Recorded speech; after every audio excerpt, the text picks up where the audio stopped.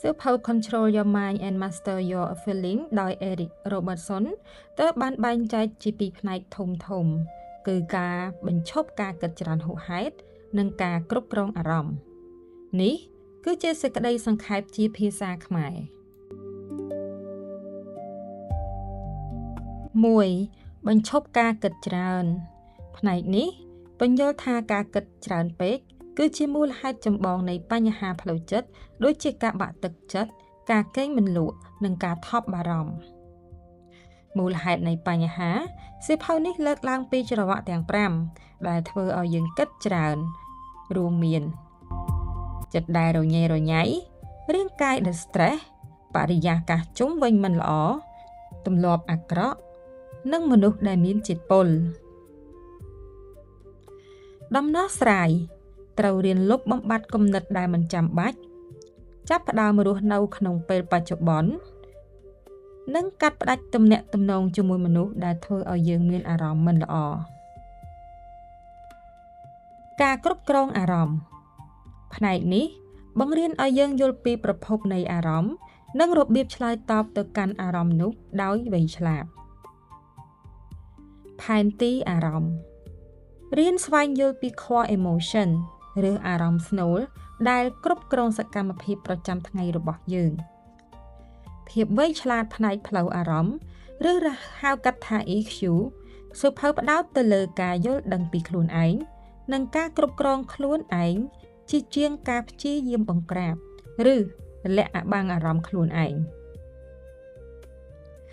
ការអនុវត្តផ្ដល់នូវវិធីសាស្ត្រមួយជំហានដើម្បីដោះស្រាយជាមួយអារម្មណ៍អវិជ្ជមាននិងការបង្កើតទម្លាប់វិជ្ជមានដោយពង្រឹងសុខភាពផ្លូវចិត្តគំនិតសំខាន់ដែលគួរចងចាំរស់នៅក្នុងបច្ចុប្បន្នអ្វីដែលបានកន្លងផុតទៅគឺវាចប់ហើយអនាគតមិនទាន់មកដល់អ្វីដែលសំខាន់បំផុតគឺអ្វីដែលអ្នកអាចធ្វើបាននៅពេលឥឡូវនេះទំនួលខុសត្រូវមានតែអ្នកម្នាក់គត់ដែលអាចផ្លាស់ប្ដូរផ្នត់គំនិតនិងកំណត់វាសនាជីវិតរបស់អ្នកបានផ្នែកទី1ការបញ្ឈប់ការគិតច្រើនគោលដៅធំបំផុតគឺការធ្វើឲ្យចិត្តស្ងប់និងកាត់បន្ថយសំឡេងរំខាននៅក្នុងខួរក្បាល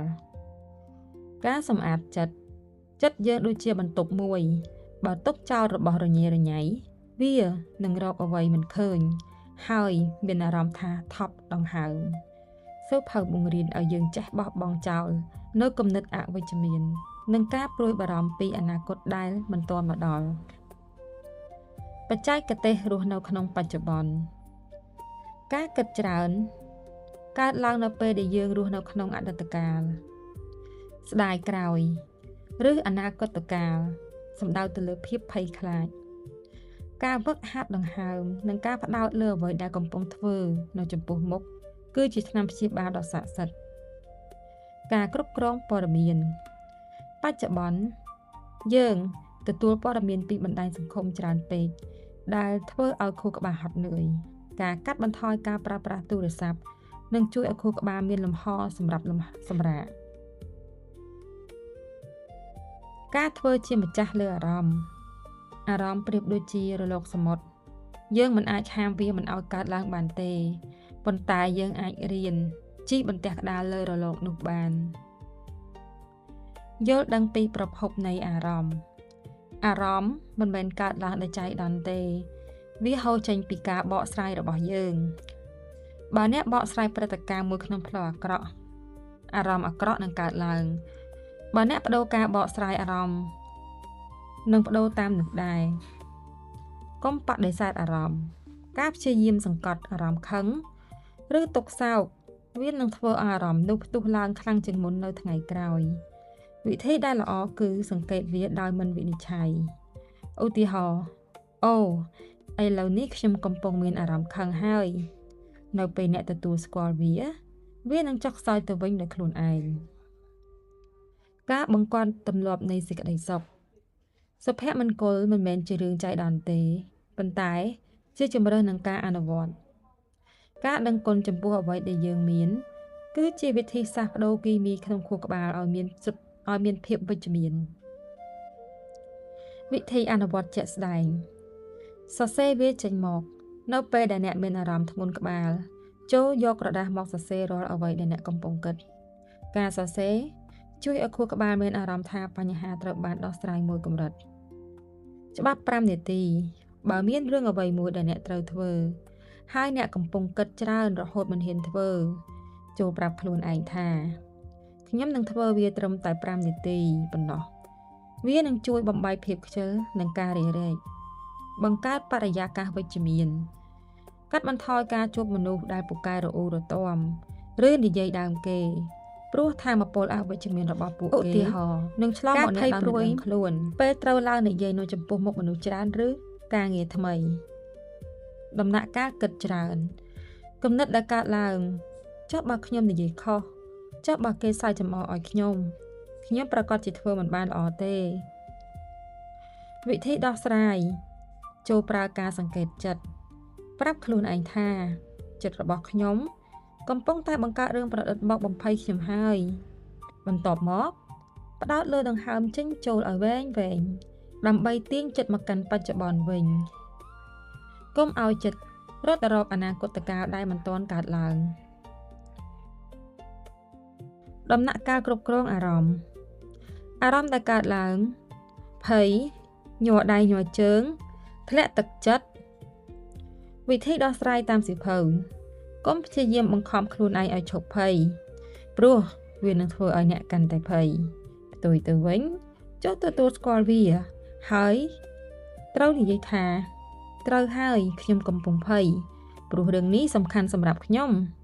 នៅពេលដែលអ្នកទទួលស្គាល់អារម្មណ៍នោះវានឹងលែងមានអំណាចលើអ្នកទៀតហើយដើម្បីឲ្យអ្នកក្លាយជាម្ចាស់លើជីវិតខ្លួនឯងឬក៏ចិត្តខ្លួនឯងពិតប្រាកដសៀវភៅណែនាំឲ្យយើងធ្វើរឿង3យ៉ាងនេះរាល់ថ្ងៃទី1កំណត់ត្រានៃការដឹងគុណរៀងរាល់យប់សរសេររឿង3យ៉ាងដែលបានកើតឡើងនៅក្នុងថ្ងៃនេះហើយអ្នកមានអារម្មណ៍ល្អជាមួយវាទោះជារឿងតូចតាចដូចជាបានញ៉ាំបាយឆ្ងាញ់ក៏ដោយវាជួយវឹកហាត់ខួរក្បាលឲ្យផ្ដោតលើភាពវិជ្ជមានការធ្វើសមាធិខ្លីៗចំណាយពេលត្រឹម2ទៅ5នាទីអង្គុយស្ងៀមហើយផ្ដោតលើដង្ហើមនេះគឺជាការហាត់ប្រាណខួរក្បាលដើម្បីឲ្យមានម្ចាស់ការលើការគិតការបដូរពាក្យសម្ដីជាមួយខ្លួនឯងបដូរពីពាក្យថាខ្ញុំធ្វើមិនបានទេមកជាខ្ញុំកំពុងតែរៀនធ្វើវាការបដូរពាក្យសម្ដីនិងបដូរអារម្មណ៍របស់អ្នកភ្លាមវិធីសរសេរកំណត់ត្រាដឹងគុណពេលព្រឹកកំណត់ទិសដៅកុំទាន់ប៉ះទូរស័ព្ទនៅពេលភ្ញាក់ពីគេងភ្លាមកុំទាន់អូស Facebook ឬ TikTok ការមើលព័ត៌មានពីព្រលឹមធ្វើឲ្យខួរក្បាលរញ៉េរញ៉ៃតាំងពីថ្ងៃចាប់ផ្ដើមសមាធិ5នាទីអង្គុយស្ងៀមសង្កេតដង្ហើមចេញចូលដើម្បីឲ្យចិត្តស្ងប់មុនពេលចាប់ផ្ដើមការងារពាក្យវិជ្ជមាន affirmation ប្រាប់ខ្លួនឯងក្នុងកញ្ចក់ថាថ្ងៃនេះខ្ញុំនឹងមានម្ចាស់ការលើអារម្មណ៍របស់ខ្ញុំហើយខ្ញុំនឹងធ្វើវាឲ្យបានល្អបំផុតក្នុងកំឡុងពេលថ្ងៃការត្រួតពិនិត្យចិត្ត mindfulness check-in ច្បាប់ឈប់សម្រាក2នាទីរៀងរាល់2ទៅ3ម៉ោងម្ដងចូលឈប់សម្រាកពីការងារហើយសួរខ្លួនឯងថាតើឥឡូវនេះខ្ញុំកំពុងមានអារម្មណ៍យ៉ាងណាប្រសិនបើមានអារម្មណ៍ stress ប្រើបច្ចេកទេសដកដង្ហើម4 7 8ដកដង្ហើមចូល4វិនាទីទប់ដង្ហើម7វិនាទីនិងបញ្ចេញដង្ហើមតាមមាត់8វិនាទីវានឹងជួយឲ្យប្រព័ន្ធប្រសាទចុះត្រជាក់ភ្លាម4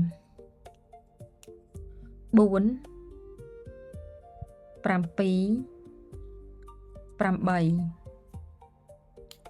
ពេលយប់ការរំលាយគំនិត winding down សរសេរកំណត់ត្រាដឹងគុណ gratitude journal នេះគឺជាចំណុចសំខាន់ដែលអ្នកចង់សាកល្បងចូលសរសេររឿង3យ៉ាងដែលធ្វើឲ្យអ្នកសប្បាយចិត្តនៅថ្ងៃនេះឧទាហរណ៍ ខ្ញុំបានផឹកកាហ្វេឆ្ងាញ់ខ្ញុំបានបញ្ចប់ការងារទាន់ពេលខ្ញុំបានជជែកលេងជាមួយមិត្តភ័ក្តិការត្រៀមខ្លួនសម្រាប់ថ្ងៃស្អែកសរសេរការងារសំខាន់ដែលត្រូវធ្វើនៅថ្ងៃស្អែកដើម្បីកុំឲ្យខួរក្បាលបារម្ភច្រើនពេលកំពុងគេងចំណុចសំខាន់នៃសៀវភៅនេះគឺចង់និយាយអំពីចិត្តរបស់អ្នកគឺជាអ្នកបម្រើមិនមែនជាចវាយទេសៀវភៅចង់ប្រាប់ថាយើងមិនមែនជាគំនិតរបស់យើងឡើយចិត្តយើងចូលចិត្តបង្កើតរឿងបំភ័យឬរឿងអវិជ្ជមានមករំខានយើងចំណុចសំខាន់កុំជឿគ្រប់យ៉ាងដែលចិត្តអ្នកគិតបើចិត្តប្រាប់ថាអ្នកធ្វើមិនបានទេចូលឆ្លើយតបវិញថាអរគុណដែលបានប្រាប់ប៉ុន្តែខ្ញុំនឹងសាកល្បងមើលសិនគោលដៅខ្លាចជាអ្នកសង្កេតចិត្តមិនមែនជាអ្នករត់តាមគំនិតមេរៀនទី2អារម្មណ៍គ្រាន់តែជាអ្នកនាំសារអារម្មណ៍ខឹងខ្លាចត្រេកអរទុក្ខសោកមិនមែនជារឿងល្អឬអាក្រក់ទេវាគ្រាន់តែជាព័ត៌មានដែលរាងកាយយើងចង់ប្រាប់ចំណុចសំខាន់កុំព្យាយាមប្រឆាំងឬសង្កត់អារម្មណ៍អវិជ្ជមានកាលណាដែលអ្នកកាន់តែសង្កត់វានឹងកាន់តែផ្ទុះវិធីសាស្ត្រពេលមានអារម្មណ៍មិនល្អចូលហៅឈ្មោះវាឧទាហរណ៍អូនេះជាអារម្មណ៍ច្រណែនទេតើកាលណាអ្នកស្គាល់ឈ្មោះវានឹងចុះខ្សោយអំណាចភ្លាមមេរៀនទី3ការផ្លាស់ប្ដូរទម្លាប់ចិត្តសុខភាពផ្លូវចិត្តល្អមិនមែនកើតឡើងដោយចៃដន្យទេវាគឺជាការហ្វឹកហាត់ចំណុចសំខាន់បញ្ឈប់ការគិតច្រើនដោយការរស់នៅក្នុងពេលបច្ចុប្បន្នកុំនៅជាប់ក្នុងអតីតកាលដែលកែមិនបាននិងកុំបារម្ភពីអនាគតដែលមិនទាន់មកដល់វិធីសាស្ត្រផ្ដោតលើអ្វីដែលអ្នកអាចគ្រប់គ្រងបានសកម្មភាពរបស់អ្នកនៅពេលនេះហើយលែងលះពីអ្វីដែលអ្នកគ្រប់គ្រងមិនបានដូចជាសម្ដីអ្នកដទៃឬព្រឹត្តិការណ៍ខាងក្រៅសេចក្តីសន្និដ្ឋានសាមញ្ញបំផុតសៀវភៅនេះបង្រៀនឲ្យយើងឈប់ធ្វើជាឆ្លើយនៃអារម្មណ៍របស់ខ្លួនឯងយើងមិនអាចខាត់មេឃមិនឲ្យភ្លៀងបានទេប៉ុន្តែយើងអាចរៀនកាន់ឆ័ត្រដូចគ្នាដែរយើងមិនអាចខាត់គំនិតមិនឲ្យកើតបានទេប៉ុន្តែយើងអាចជ្រើសមិនរវីរវល់ជាមួយវាហើយបន្តធ្វើរឿងដែលល្អសម្រាប់ជីវិតយើងតើក្នុងចំណោម3មេរៀនខាងលើនេះតើមួយណាដែលអ្នកមានអារម្មណ៍ថាពិបាកធ្វើជាងគេក្នុងជីវិតប្រចាំថ្ងៃសូមអរគុណដែលបានស្ដាប់ដល់ចប់